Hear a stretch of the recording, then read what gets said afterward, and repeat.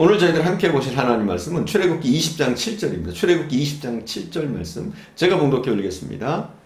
너는 내 하나님 여호와의 이름을 망령되게 부르지 말라. 여호와는 그의 이름을 망령되게 부르는 자를 죄 없다 하지 아니하리라. 본문의 십계명은 크게 두 가지로 분류할 수 있습니다. 그것은 하나님에 대한 것과 인간에 대한 것으로 나눌 수 있습니다. 제1계명부터 4계명까지는 하나님에 대한 성도의 의무를 기록하고 있습니다. 그리고 5계명부터 10계명까지는 인간이 인간과의 관계에서 지켜야 될 의무를 기록하고 있습니다. 오늘 본문은 하나님에 대한 계명이죠. 제3계명으로 하나님의 이름을 망령되게 일컫지 말라고 엄하게 명하고 있습니다.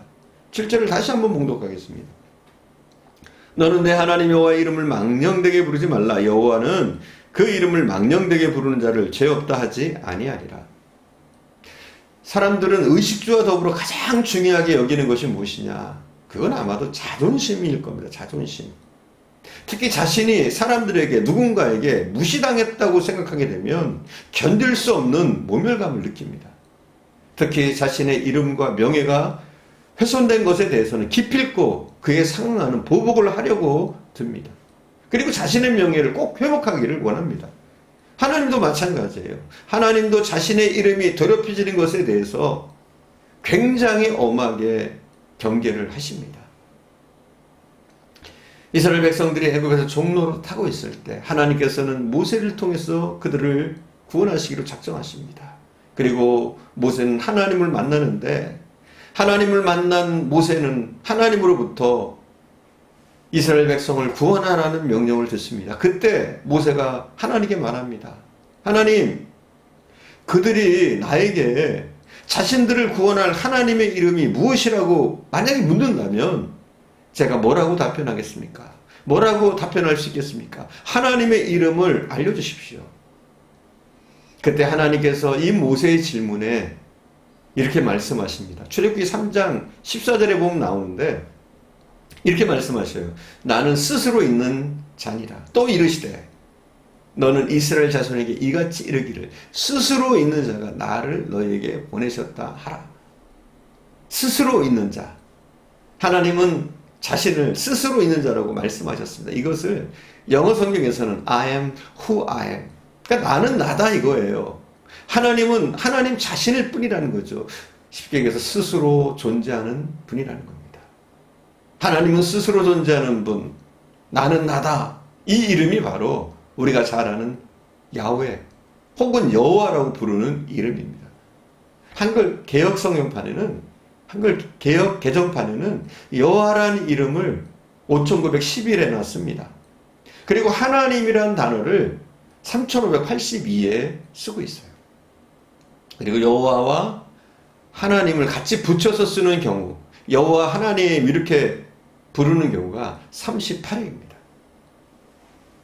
하나님 이스라엘 백성에게 자기 이름을 가르쳐 주신 이유는 그 이름을 통해서 이스라엘 백성들이 하나님의 존재와 하나님의 사랑과 구원을 기억하도록 하기 위해서였습니다.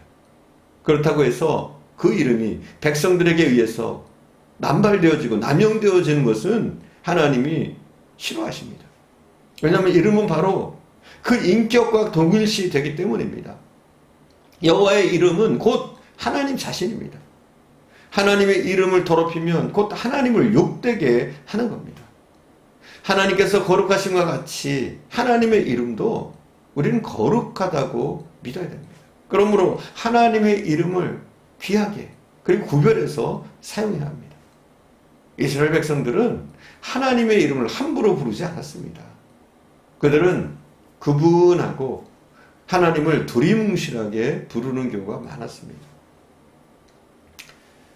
구약 성경을 필사할 때, 그러니까 그때는 인쇄 기술이 없었으니까 손으로 성경을 옮겨서 다른 카피를 했죠. 손으로 써서 카피를 했어요. 그런데 이렇게 필사를 할 때 여호와의 이름이 나오면 그들은 목욕제를 했어요. 그리고 새로운 붓으로 여호와하고 기록하곤 했다고 그래요. 또 어떤 이들은 감히 여호와라는 이름을 쓰지 못하고 공란으로 남겨두거나 또 아도나이 이 말을, 주라는 이 말을 여호와란 이름으로 대체해서 쓰고는 했습니다. 또 읽을 때도 여호와 혹은 야훼 하나님 이렇게 나오면 감히 여호와 야훼 하나님 이렇게 부르지 못하고 읽지도 못하고 주 하나님이라고 읽었습니다. 이런 마치 아버지의 이름을 부르지 않고 아버지, 아버님, 사장님, 선생님 이렇게 대명사로 부르는 것과 같습니다. 여호와 하나님의 이름은 그의 뽑힌 대제사장만이 1년에 한 번 지성소에서 속죄 제물을 바친 후에 부를 수 있었습니다. 다시 한번요. 이스라엘 백성들이 여호와란 이름을 부르는 것은 언제였냐? 딱 한 번이었어요. 그것도 누가? 대제사장이. 그 해에 뽑힌 대제사장만이 1년에 한 번 지성소에서 속죄제물을 바친 후 정결하게 되었을 때 여호와 하고 그 이름을 부를 수가 있었습니다. 이스라엘 사람들의 신앙이 때로는 형식주의에 빠진 것 같지만 그만큼 두렵고 떨림으로 하나님의 이름을 불렀습니다. 지금 우리는 어떻습니까? 대제사장만이 1년에 한 번 부를 수 있었던 그 이름을 우리는 언제나 어디서나 자유롭게 부를 수 있습니다. 이 얼마나 크신 은혜입니까? 20장 7절에 보니까 망령되게라는 단어는 헛되이 쓸데없이 함부로라는 의미가 담겨 있습니다.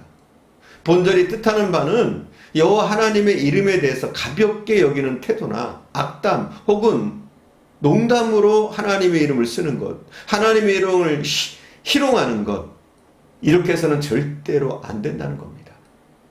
망령이란 이 단어를 국어사전에서 찾아보면 그 뜻은 언행이 정상을 벗어난 이런 뜻입니다.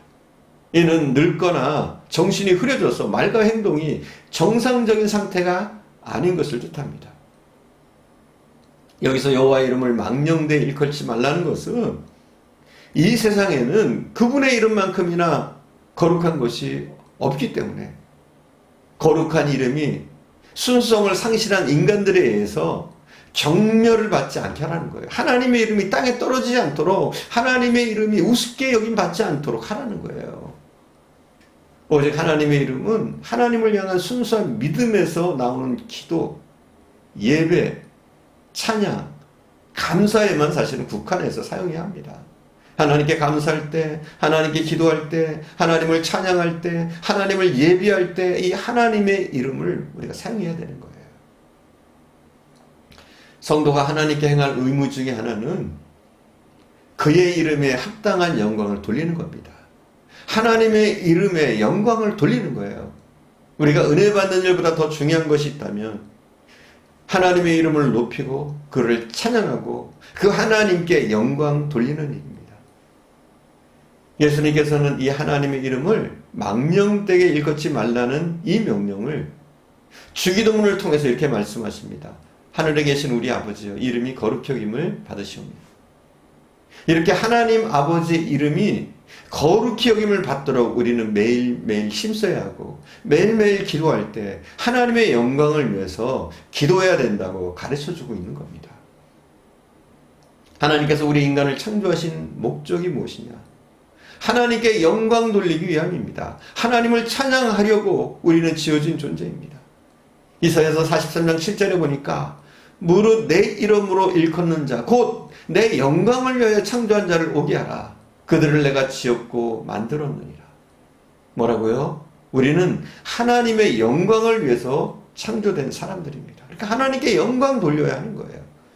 마태복음 5장 16절에 보니까 이같이 너희 빛을 사람 앞에 비추게 하여 저희로 너희 착한 행실을 보고 하늘에 계신 너희 아버지께 영광을 돌리게 하라.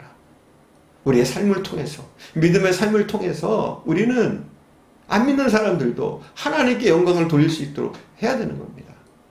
고린도전서 10장 31절에 보니까 그런즉 너희가 먹든지 마시든지 무엇을 하든지 다 하나님의 영광을 위해서 하라는 거예요. 우리의 삶 전체가 하나님의 영광을 위해서 살아야 한다는 거죠. 따라서 우리 그리스도인들은 적극적으로 착한 행실을 통해서 믿음의 삶을 통해서 진실된 삶을 통해서 하나님께 영광을 돌려야 합니다. 뿐만 아니라 소극적으로는 우리 가운데 죄악, 방탕된 삶, 이런 것이 존재하지 않도록 우리는 부단히 애쓰고 노력함으로 하나님의 영광을 가른 일이 없도록 우리는 힘써야 할 줄 믿습니다. 기도하겠습니다.